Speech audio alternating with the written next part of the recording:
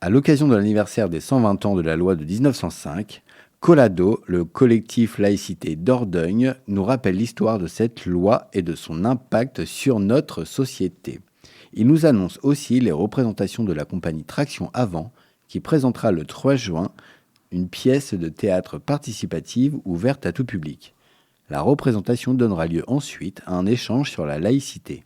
Nous écoutons tout de suite Jacques Serviat, vice-président du comité Laïcité République. Alors cet événement est un événement important parce qu'il s'agit cette année des 120 ans de la loi de 1905, cette loi qui est la loi de séparation des églises et de l'État, du 9 décembre 1905. Donc une date fondamentale pour la construction de notre univers sociétal en France. C'est un ciment de la République qui a abouti en 1905 à une loi, mais qui depuis des siècles auparavant a essayé de faire vivre et de réfléchir sur la liberté absolue de conscience. Donc c'est quelque chose qui remonte aux humanistes, Erasme par exemple, qu'on retrouve pour les premières fois dans les travaux de Spinoza ou de Locke, qui commence à poser la notion de liberté de pensée, ce qui à l'époque était original et interdit, qui après sera développé pendant tout le XVIIIe siècle, que nous appelons le siècle des Lumières, bien évidemment, avec là une nouvelle idée, comme en parlait Saint-Just, il évoquait le sens du bonheur commun. C'est-à-dire que les Lumières, les philosophes, ceux qui ont participé à l'encyclopédie, ont énormément réfléchi à un changement complet de paradigme en fait. Jusqu'à présent, au-delà des tentatives de réflexion sur la liberté de conscience, à ce moment-là, la lumière est verticale. C'est-à-dire qu'on est face à une idée que la lumière est simple, c'est Dieu, le roi, le sujet. Ok, très descendante donc. Très descendante et uniquement descendante. Et naît une nouvelle idée, je parlais de bonheur commun, c'est-à-dire que la lumière va être solidaire, va être horizontale. Et l'idée, c'est qu'elle soit pour chacun, que chacun ait une parcelle de lumière, que chacun puisse évoluer. Donc c'est la laïcisation des valeurs un petit peu, c'est-à-dire qu'on part d'une verticalité des lumières pour en arriver à une horizontale, avec une idée philosophique qui ouvre sur la déclaration des droits de l'homme, l'abolition de l'esclavage, que Napoléon s'empressa de remettre en place d'ailleurs au passage. Et cette réflexion va nourrir le XIXe siècle, de différentes manières. Ça va nourrir un combat décennie en décennie pour aboutir au début des années 1880 à l'école laïque et obligatoire, en 1901 à la liberté d'association. Aujourd'hui, lorsque quelqu'un dépose un dossier pour faire une association de loi 1901, ça lui semble complètement naturel, etc. Mais ça a été un énorme combat, très gros combat. Et pour aboutir effectivement en 1905 à la mise en perspective d'une loi qui sépare justement croyance et république. Et cette loi 1905 est fort simple. Elle est définie par un grand nombre, plusieurs dizaines d'articles, mais elle est définie par 2 articles fondamentaux, me semble-t-il, qui définissent parfaitement bien la laïcité. Le premier, la République garantit à chacun le libre exercice de son culte, et je rappelle, et de son non-culte aussi, parce qu'il y a beaucoup d'athées aussi. Et ça signifie que chacun peut exercer son culte, sa croyance, sa foi. En France, c'est protégé, garanti par l'État. Mais le deuxième article vient en complément, et il ne faut en aucune façon séparer l'un de l'autre. Le deuxième article indique que la République ne reconnaît, ne salarie et ne subventionne aucun culte. Ne reconnaît. Ça signifie que dans quelques cérémonies religieuses, aucun élu, même si certains le font, hélas, aucun élu ne peut venir dans une célébration religieuse avec un cordon ou escalité. N'importe quel politique peut aller n'importe où parce qu'il a des convictions. Ça, c'est tout à fait... C'est l'article 1er. Mais l'article 2, c'est que la République ne reconnaît pas les religions. Aucune religion. ne reconnaît, ne subventionne, c'est-à-dire que la République n'aide pas les religions, ne donne pas de subvention à des religions. Même si le jeu d'un certain nombre de religions, c'est d'essayer de faire une sorte d'agrégat ou de mélange, ou de semer un doute entre le cultuel et le culturel. C'est une tradition religieuse.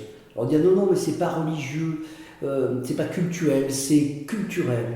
Voilà, c'est un jeu auquel se prêtent beaucoup les religions, donc là il faut être très ferme. Et le troisième point, ne salarie, c'est-à-dire que la religion ne salarie aucun clergé, hormis effectivement en Alsace-Moselle, avec le Concordat, oui. Et puis notamment en Guyane. Alors là par contre depuis 1830, c'est Charles X qui avait doté la Guyane d'un concordat qui fait que les prêtres en Guyane sont payés par le département de la Guyane par contre, et non pas par l'État, comme en Alsace-Moselle. Mais pourtant le département fait partie de l'État, non ? Ah bien sûr, mais c'est bâti sur des habitudes. L'Alsace-Moselle, effectivement, est restée sous concordat parce qu'elle est allemande en 1905, et puis qu'elle redevient française en 1918. Après la guerre. Oui. Après la guerre, bien évidemment. Et donc là, les Républicains ont dit, on va vous intégrer dans le cadre de la loi 1905, séparation des églises et de l'État. Ça a été hyper compliqué, ça a été très difficile et ça n'a jamais abouti.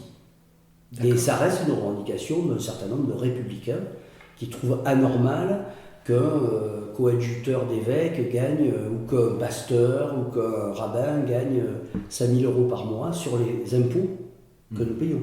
Quand vous dites que la République ne va pas subventionner les religions, par exemple, qui c'est qui paye du coup les réfections des églises, par exemple ? Alors, il faut savoir que dans la loi 1905, la République, dans la négociation qu'il y a eu avec les églises, la République a la propriété des monuments de culte.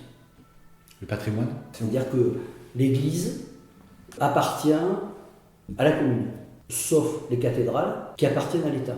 Alors directement à la République nationale. Mais les églises, même dans Périgueux, je ne sais pas moi, si le toit de la petite église de Saint-Georges est abîmé, c'est la commune qui devra intervenir en faisant des dossiers, des travaux, etc.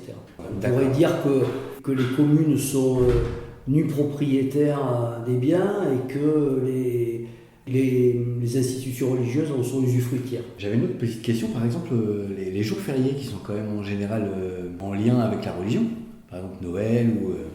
Du coup, il n'y a pas vraiment de séparation de l'État et de la religion dans ces cas-là. Un bout de réponse à m'apporter ou pas du tout ?